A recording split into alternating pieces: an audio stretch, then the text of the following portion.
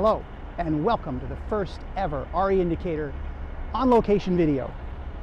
We're at the center of Washington, D.C., our nation's capital. In fact, we're at a location that many locals will refer to as Archives Navy Memorial. I want to tell you a little bit about this location, how it's changed over time, as an illustration of how neighborhoods around the country can change over time.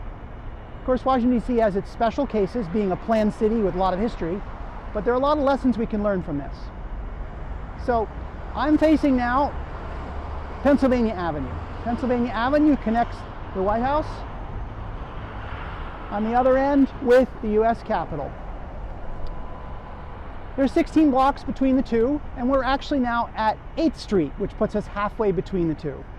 Pennsylvania Avenue serves as the route for all of the inaugural parades. In 1960, John F. Kennedy was elected president, and in 1961, at his inaugural, he didn't care to see what he saw outside his window.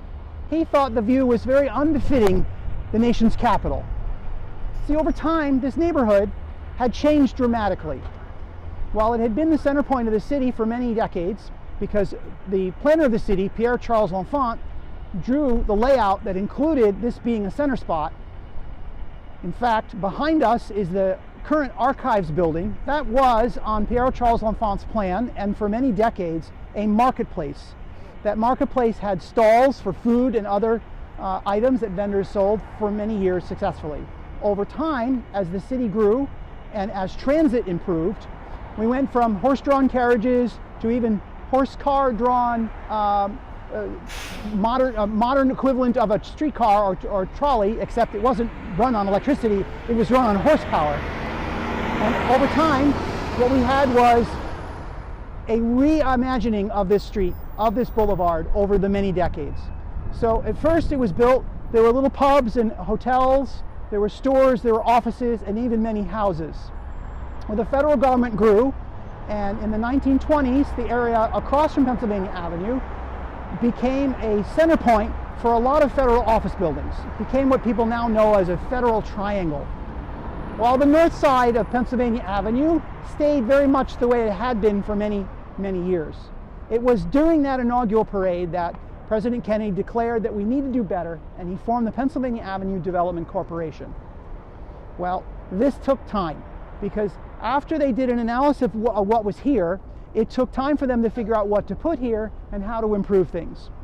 It also was actually one of our first very organized efforts around the country for historic preservation. We're not going to just erase all of our past. Even as the buildings get a little obsolete or outdated, they can be saved and preserved. And as we see over here, we have a number of buildings that are only 2 and 3 stories, and they've been here for a couple of centuries now. They were preserved.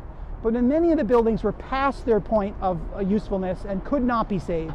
So the land was cleared and new buildings took their place. When I was young, this particular pair of buildings was not here yet. In fact, this was a gravel lot. And I remember coming as a child here to hear the Navy Band perform. Even though it had been undeveloped yet, it had already been chosen as the location for a Navy memorial. So all of these decades later, the buildings eventually were built up and the neighborhood took on a new character. And in fact, this was chosen as one of the locations for the metro, the subway system for DC, to have a transit stop. And what you see behind us here is a transit stop being rebuilt. That is, in fact, the Archives Navy Memorial Metro Stop. And so many of the locals have come to know this particular area as Archives Navy Memorial. That, as you might guess, for the people who want to sell real estate, be they realtors or people in city planning departments, they've decided to refer to this area recently as Penn Quarter. Not many locals will know that this is called Penn Quarter, but there are a few out there who have learned that name. Most of us just refer to the metro stop that's here. So this example of how a neighborhood changes shows us that it's usually not instantaneous. There are usually layers of government and management involved, and it takes time for those changes to accumulate and transform. It really would have been hard for me to imagine when I was here as a child on a gravel lot listening to Navy Band that in time, not only would there be these grand offices brought into this location, but there are $1 million penthouses up top. The views from up there are absolutely spectacular of the city. So I invite you to come down to this part of the city the next time you're here in Washington, D.C. I think you and your family and your tour group will really enjoy it. not only can you put on the list something that many people don't have on their list because they haven't heard about it, come take a listen to the Navy Band. It's great summertime music out with the warm weather in the evenings. It's really wonderful. But many people don't know that you can go to the archives. There's actually an entrance to the archives where not only can you see historic documents, but you can also do research.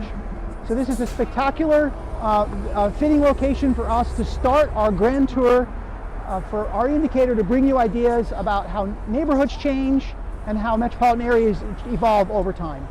If you have any questions or thoughts, please do contact me.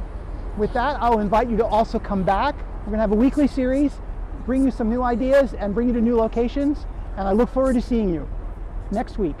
For now, so long.